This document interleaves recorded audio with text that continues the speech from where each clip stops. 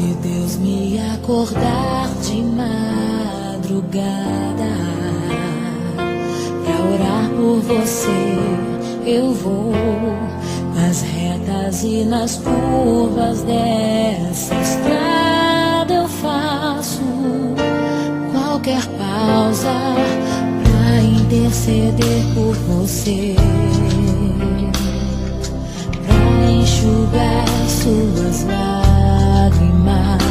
e agradecer por cada minuto da sua vida,